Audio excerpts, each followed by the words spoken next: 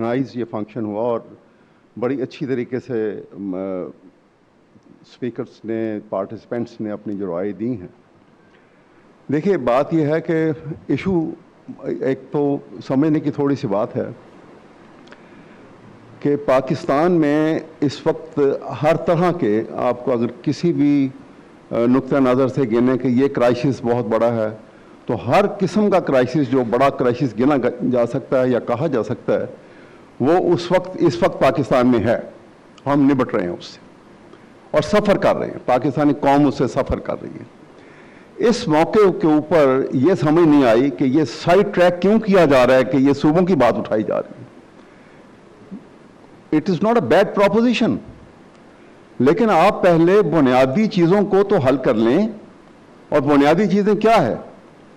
मेरे ख्याल में जितनी डिस्कशन आज हुई है, और बड़ी अच्छी डिस्कशन हुई, उसमें ज़्यादातर जो चीज़ सामने आई है, हमने पेरिफेरीज को हिट किया है, लेकिन हमने न्यूक्लियस को स्ट्राइक नहीं किया। और न्यूक्लियस क्या है?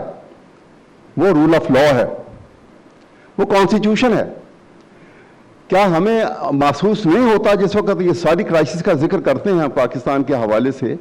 अभी स्पीकर साहब ने भी बात की, और आखिरी सेंटेंस में जब उन्होंने ये बात की, तो क्या आपको, हमें सबको ये महसूस होता है कि कॉन्स्टिट्यूशन एंड लॉ हमारी सोसाइटी से, बॉडी पॉलिटी से मिसिंग है इस वक्त? जब तक हम इसको पर दस्तरस नहीं कर लेंगे, जब तक हम कॉन्स्टिट्यूशन को वो डॉक्यूमेंट नहीं बनाएंगे और समझेंगे कि जिस डॉक्यूमेंट की एक कॉमा या फुल स्टॉप को बदलने के लिए आपको 2/3 मेजॉरिटी ऑफ द कॉन्स्टिट्यूशन चाहिए, जब तक ये हमारा माइंडसेट ऐसा सेट नहीं होगा, हम किसी तरफ भी नहीं जा सकेंगे। और हम बड़े आसानी से हम अब हाइब्रिड सिस्टम की भी बात करते हैं, उसे पैरेलल सिस्टम्स की बात करते हैं। क्यों हम बात ये करें? देखिए, बात बड़ी वाज़ेह है। हम उन बुनियादी चीज़ों को थोड़ा सा पहले आगे लेके चलेंगे तो हम यकीनन एक अच्छे नतीजे पे पहुंचेंगे। कॉन्स्टिट्यूशन का भी हवाले से बात हुई। पाकिस्तान का प्रियम्बल क्या कहता है? Sovereignty lies with Allah to be exercised by the people of Pakistan through its chosen representatives. अब chosen representatives ने, जैसे अभी भी इन्होंने बात की कि वो एग्जेक्टिव अथॉरिटी जो है, ऑर्डर इशू करना उसका काम है। कॉन्स्टिट्यूशन ये अथॉरिटी दे रहा है टू द एग्जीक्यूटिव कि आपने ऑर्डर इशू करना है, और बाकी तमाम अदारे, चाहे वो सिविल ब्यूरोक्रेसी है, चाहे वो मिलिट्री ब्यूरोक्रेसी है, they have to obey the order. उनका और कोई काम नहीं है। जब आप उनसे ऑर्डर, जिनका काम ऑर्डर को ओबे करना है, बीइंग गवर्नमेंट सर्वेंट, वो ऑर्डर आपके ऊपर चलाएं और आप उनके मुताबिक चलेंगे, तो निज़ाम तो खत्म हो गया उसी वक्त। ये सिस्टम जो है, क्या कॉन्स्टिट्यूशन इस सिस्टम को अप्रूव करता है? और अगर नहीं करता है तो क्या इस सिस्टम को लेकर हम आगे चल सकते हैं? तो तबाही जो हमें आज नजर आ रही है, जो पाकिस्तान की, आप देखिए, हर एतबार से हम इकोनॉमिकली बदहाली का शिकार हैं, हम पॉलिटिकली बदहाली का शिकार हैं, कौम में डिसिप्लिन कहीं नहीं नजर आता, आपको कानून की बालादस्ती नजर नहीं आती, हमें अदालत की वो सुप्रीमेसी जो है, जो रूल ऑफ लॉ का कॉन्सेप्ट डेवलप होता है, वो नजर नहीं आता। मसलन आपको छोटी सी मिसाल देता हूं। एक प्राइम मिनिस्टर ओथ लेता है अंडर द कॉन्स्टिट्यूशन, तो उसके अंदर एक सेंटेंस है, और सेंटेंस ये है कि आई शैल preserve, protect and defend the constitution of Pakistan. उसके बाद कैबिनेट के जो वज़रा भी यही, उनका भी ओथ है। उसके बाद आप आ जाइए जुडिशरी की तरफ।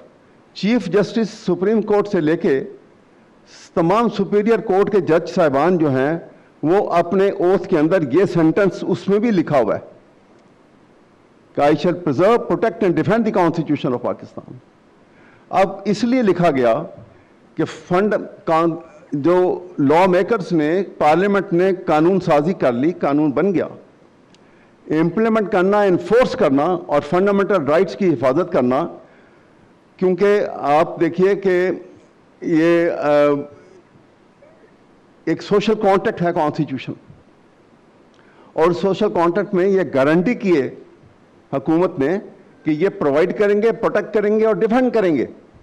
اب ایگزیکٹو جو ہے وہ پہلو تہی کرتی ہے اور وہ فنڈامنٹل رائٹس کو پروٹیکٹ بھی نہیں کرتی ہے, ڈیفینڈ بھی نہیں کرتی ہے اور سٹیزن کو, کامن مین کو پرووائڈ بھی نہیں کرتی ہے, تو پھر بات چلی جائے گی فورن جوڈیشری کے پاس. اس نے بھی یہ اس میں لکھا ہوا ہے کہ I will preserve, protect and defend the constitution of Pakistan. آپ نے یہ بیچ میں سے نکال دیا. 26ویں 27ویں ترمیم کی آپ نے جوڈیشری سے, سپریم کورٹ سے آرٹیکل 184(3) کی یہ پاور نکال لی, سو موٹو اتھارٹی اس کی ختم کر دی.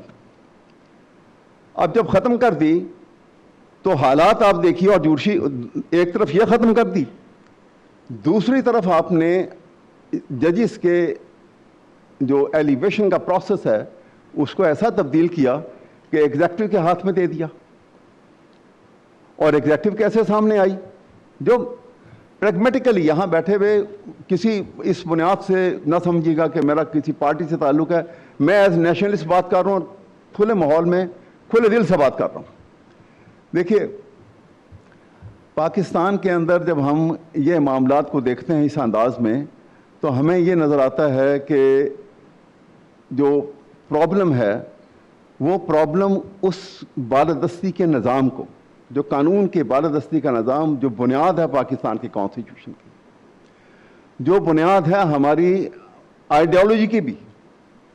بہت ساری دنیا میں ملک آزاد ہوئے, امپیریلسٹ رول ختم ہوئے اور اس کے بعد وہ چھوڑ کے چلے گئے, بہت ساری مائنارٹیز رہیں وہاں پر. پاکستان میں ایسے کون سی خاص بات تھی؟ آپ نے ایک خاص بنیاد کے اوپر پاکستان کو لے کر ایک الگ ملک کی شکل میں ایک جو ہے جس کی بیس ایک آئیڈیالوجی کے اوپر تھی. ایڈوکیٹ صاحب, اگر ہم کنکلوژن کی طرف آ جائیں, میں صرف اسی طرف آ رہا ہوں. میں صرف آپ کو یہ بات بتانا چاہ رہا ہوں کہ ہمیں پریورٹیز فکس کرنی ہے. جب تک ہم یہ پریورٹیز فکس نہیں کریں گے ہم پیریفریز کو ہٹ کرتے رہیں گے, ہم کسی سولوشن پہ نہیں پہنچیں گے اور ایک سرکل میں گھومتے رہیں گے. اور پریورٹی کو فکس کریں گے تو ہم کانسٹیٹیوشن کو بنیاد بنائیں گے. کانسٹیٹیوشن میں یہ طریقہ دیا ہوا ہے, کانسٹیٹیوشن میں صوبوں کی علیحدہ فریگمنٹیشن کا اور نئے صوبے بنانے کا ایک طریقہ کار موجود ہے کانسٹیٹیوشن کے اندر. لیکن اس سے زیادہ اسینشلی جو آرٹیکل 148 موجود ہے اس کے اندر, جس میں شل کے لفظ کے ساتھ استعمال کیا گیا ہے, وہ آج تک اس کے اوپر کسی نے عمل نہیں کیا پراپر طریقے سے, کہیں عمل نہیں ہوا.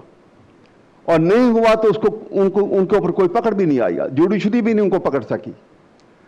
جب تک ہم یہ ان معاملات کو حل نہیں کریں گے اور جب تک ہم وہ سپریمیسی کریٹ نہیں کریں گے, اور وہ سپریمیسی کریٹ کرنے کے لیے ہم کانسٹیٹیوشن کو بنیاد نہیں بنائیں گے جو اس کی اصل شکل میں تھا, جس میں ٹرائیکوٹمی آف اتھارٹی تھی, ہم جب تک ہم صوبوں کی طرف نہیں جا سکتے ہیں یہ ایک ایسا پینڈورا باکس کھولے گا کہ جس کو ہم کنٹرول ہی نہیں کر سکیں گے.